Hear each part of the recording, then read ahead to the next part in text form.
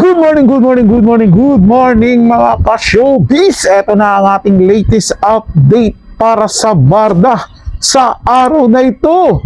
Ano na mga haters, hindi para sa inyo to ang video na to. David Licauco and Barbie Forteza magkasama sa iisang hotel nung nasa Cebu sila para umatid ng Sinulog Festival. Yun po yung ating bibigyan ng commentary, reaction, opinion sa araw na ito. Kaya naman kung hindi ka pa nakapag-subscribe sa ating channel, ano pa ang hinihintay mo? Mag-subscribe na at hit ang notification bell para laging mauna ka sa mga bagong balitang showbiz. Is this true? Miss Barbie Forteza and Mr. David Licauco ba'y magkasama di umano sa Sinulog Festival? Ay, Barda is real. Kita ko si David sa SM City. May nakakita na sa van si David nakasuot sunod sa float ng McDo. At si Barbie naman kasama si David sa van papunta ng SM. Need i-prior ni David ang never say die. Ingat na ingat si David dahil ayaw niyang bigyan si Barbie ng magselos. Dami fans sa Barda dito sa Cebu. Wala makapag-iwalay sa Barda. Since andito ang Barda to celebrate Sinulog, for sure gagabayan sila ni Santo Niño na magkakatuluyan ang Barda. Ayan. So ano nga no? So salamat po sa mga komento ninyo. Ayan. So mga videos po na yan is part po yan ng Instagram story ni Miss Barbie Forteza dahil talagang nagsasanay siya para sa kanyang number na naganap noong doon po sa kanila pong programa sa GMA. Kasabay nito ay nagpakita din ng suporta no ang ilan sa mga si Miss Barbie Forteza sa kaibigan po niyang si Mr. Alden Richards dahil present po siya sa opening ng McDonald's ng Santa Rosa, Laguna kung saan malapit din po si Miss Barbie Forteza sa lugar na yan. Kaya pati yung mami niya nandoon. Sabi nga ni Barbie, very very iconic din daw tong place na to para sa kanyang ina dahil malapit po dito yung simbahan na pinagkasalan ng daddy at mami ni Miss Barbie Forteza. Kaya naman todo suporta rin sila para kay Papa Alden niya, 'di ba? May interview kasi siya na parang tawag niya kay Mr. Alden Richards, Papa Alden. Ayan. So walang mali siya po 'yun ha. Dahil parang para lang silang magkapatid nitong si Mr. Alden Richards, So kaya naman na si Barbie kasi yung tipo ng kaibigan na parang hindi ka talaga niya iiwan not unless talagang kailangan mo siya sa mga ganitong pagkakataon. So eto na, pag-usapan na natin to kasi usap-usapan po ngayon sa social media ang mga ganap ni Miss Barbie Forteza and David Licauco. Marami pong nagtatanong, nagpapa-fact check kung totoo ba talaga na nagkita or magkasama si Barbie at si Mr. David Licauco dito po sa Cebu. Dito po yung mga nakikita niyo pong split videos na yan, isa magkahiwalay po na na event. Si Miss Barbie Forteza ay nasa Sinulog Festival while ibinabandera niya po yung kanila pong yung kanilang yung ini-endorse po nilang McDonald's. Tapos si Mr. David Licauco naman ay nagpo-promote ng kanyang pinakabagong serye na Never Say Die. So talagang magkahiwalay yung kanilang event pero nasa iisang lugar po sila. Marami pong mga Barda fans at marami pong mga Barda vloggers na nagsasabing nasa isang place sila so napaka-imposible rin na hindi sila magkita. Oops, bibitinin ko muna kayo mga kapa-Barda fans ko dyan at mga ka-showbiz, no? Well, tama naman, may punto naman ng sinasabi ni Darren Files na imposible nga na hindi magkita sina Barbie Forteza at David Licauco doon sa Cebu dahil doon sa area na yan, kasi taga Cebu po ako mga ka-showbiz, mga kapwa-Barda fans ko dyan, doon sa area na yan, although malapit yung malayo-layo yung SM, pero hindi naman ganun kalayo mas layo-layo, hindi magkalayo man yung lugar na yan, yung sa Sinulog, doon sa may Santo Niño at doon sa SM, pero gasino lang naman lakbayin yan, hindi naman super laki talaga yung yung Cebu mga ka-showbiz. Kaya imposible na hindi yan sila magkikita doon. 'Di ba? Dahil nga doon pa lang sa isang komento kanina sa bungad ng video na mayroong nakakita kay David Licauco sa isang sasakyan kasunod yung plot ni Barbie Forteza Hindi po ba? Kasi siyempre, tandaan po natin na si David Licaco, isa rin yang isa yan sa kalahati ng Barda na brand ambassador o endorser ng ng McDo.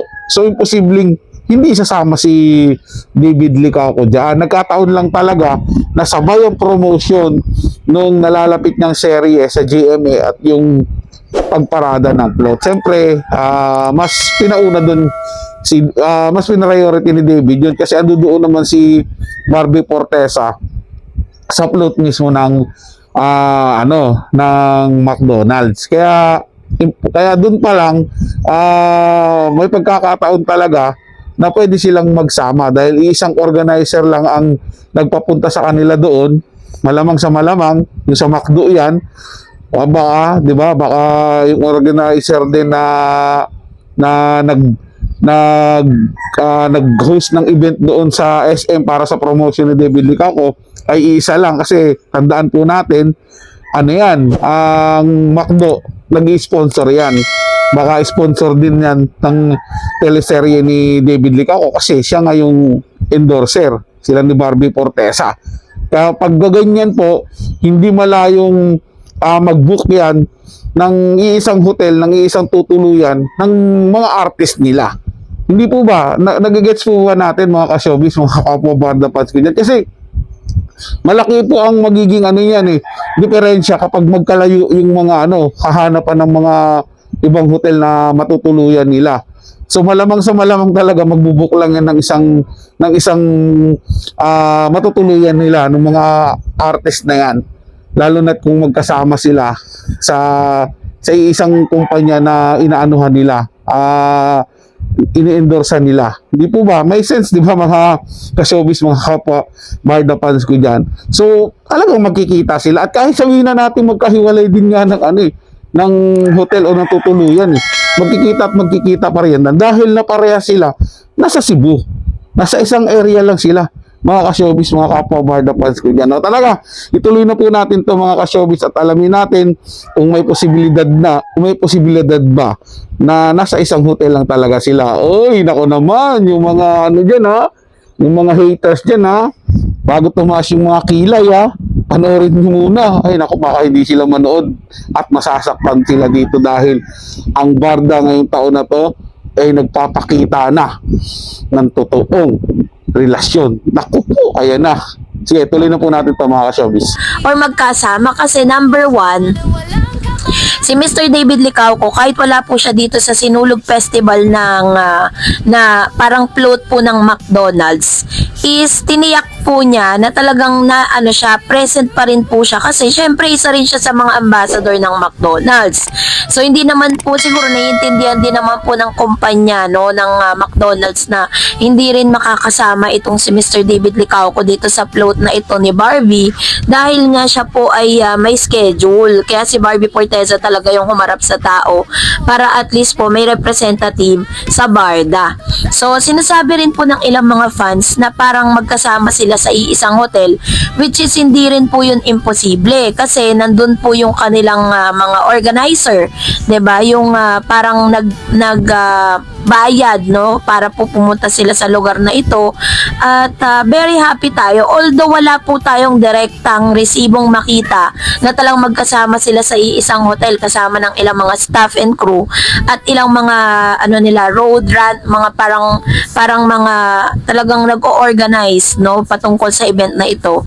Makikita naman talaga natin na imposible na hindi pumayag ang GMA na iisa lang po yung kasi may mga nag-aalaga pag pumupunta kasi yung mga talent ng GMA, meron talaga silang ina-assign na mga taong gagabay sa kanila, mag-aalaga sa kanila doon kasi number 1, parehas din naman silang GMA Sparkle artist. So kung nasan po yung kanilang talent, nandun po rin to mga to, kaya posible din talaga na iisa lang din ang tinuluyan nila. So kung ganon, happy tayong lahat, 'di ba? Kasi may chance talaga na magkausap sila, may chance na may interaction sila doon, pero yun nga lang wala tayong resibo na maipakita. So, kaya naman happy tayo to know that news, 'di ba? Kayo po, anong inyong saloobin patungkol dito, mag-comment kayo sa comment section. And that's it for today. For more videos and updates, please don't forget to like and subscribe.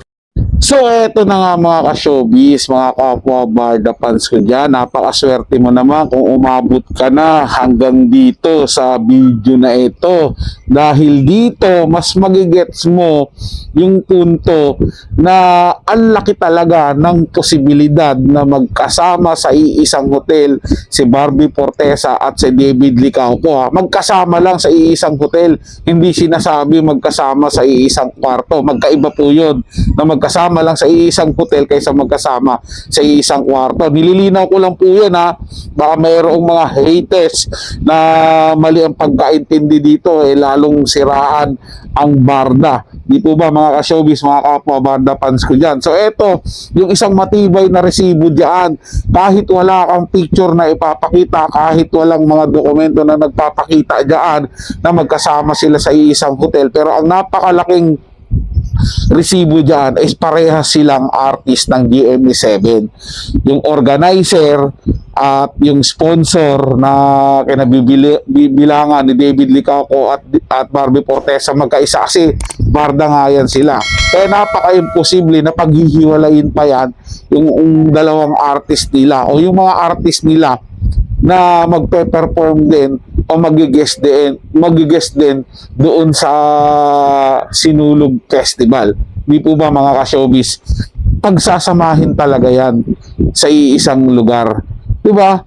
Kasi para ano na yan, para sa protection din ng mga artist nila. Kaya napaka-imposible po yan na hindi sila magsama sa isang hotel, mga ka-showbiz. Yun po yung matinding resibo. At syempre hindi naman po basta-basta maglalabas ng mga ebidensya yan o magkasama sila, dahil nga poprotektahan din yan yung kaligtasan nung artista nila, poprotektahan nila yan yung imahe ng mga artista nila. Kaya syempre itatago yan mga ka-showbiz, mga kapwa Barda fans ko dyan. Una, itatago yan doon sa mga mapanira, itatago yan doon sa mga gagawa ng hindi maganda sa artist nila, lalo na sina Barbie Fortesa at David Licauco, na talaga namang ang daming mga haters at bashers na gusto talaga silang makitang nasisira at makitang lugmok sa paninira na ginagawa nila. So, mainam na po na